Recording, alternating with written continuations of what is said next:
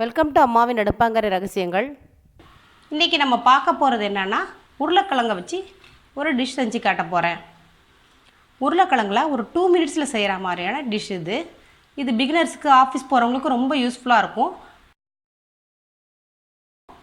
இந்த வீடியோவை கடைசி வரைக்கும் மிஸ் பண்ணாமல் பாருங்கள். இதில் நிறைய டிப்ஸ் சொல்லியிருப்பேன், அதனால் ஸ்கிப் பண்ணாமல் பாருங்கள். அதுக்கு முன்னாடி வீடியோக்கு கீழே இருக்கிற தெரிகிற பெல் பட்டனை கிளிக் பண்ணுங்கள்.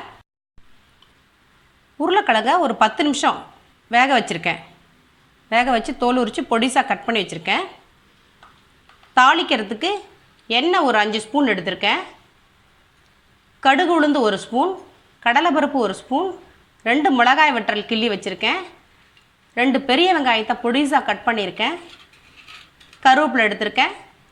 தேங்காய் துருவல் ஒரு 3 ஸ்பூன், கொஞ்சோண்டு பிஞ்சு மஞ்சத்தூள், ஒரு 1/2 டீஸ்பூன் உப்பு எடுத்திருக்கேன். இதுதான் நமக்கு தேவையான பொருட்கள்.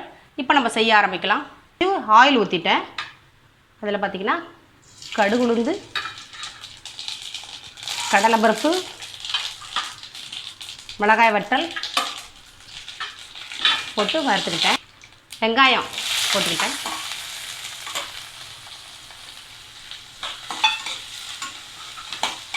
கருவேப்பிலை போட்டுக்கிட்டேன். வெங்காயம் நல்லா வதங்கிடுச்சு. இப்போ உப்பு சேர்த்துக்கலாம். மஞ்சத்தூள், உருளைக்கிழங்க சேர்த்துக்கலாம். நல்லா ஒரு 5 நிமிஷம் வதக்கி விட்டுட்டு தேங்காய் துருவலை கொட்டி கிளறி இறக்கிற வேண்டியதுதான்.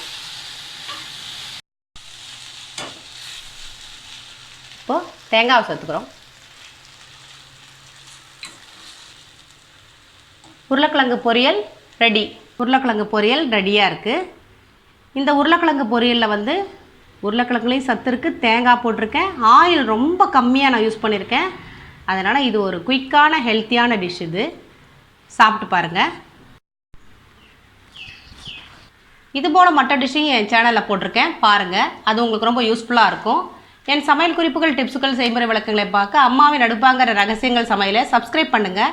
வீடியோக்கு கீழே தெரிய பெல் ஐக்கானை கிளிக் பண்ணுங்கள். லைக் பண்ணுங்கள், கமெண்ட் பண்ணுங்கள், ஷேர் பண்ணுங்கள். இது போல் உங்களுக்கு வேறு ஏதாவது டிஷ் தேவைப்பட்டால் கமெண்ட் பாக்ஸில் போய் சொல்லுங்கள். நான் உங்களுக்கு செஞ்சு அப்லோட் பண்ணுறேன். நன்றி.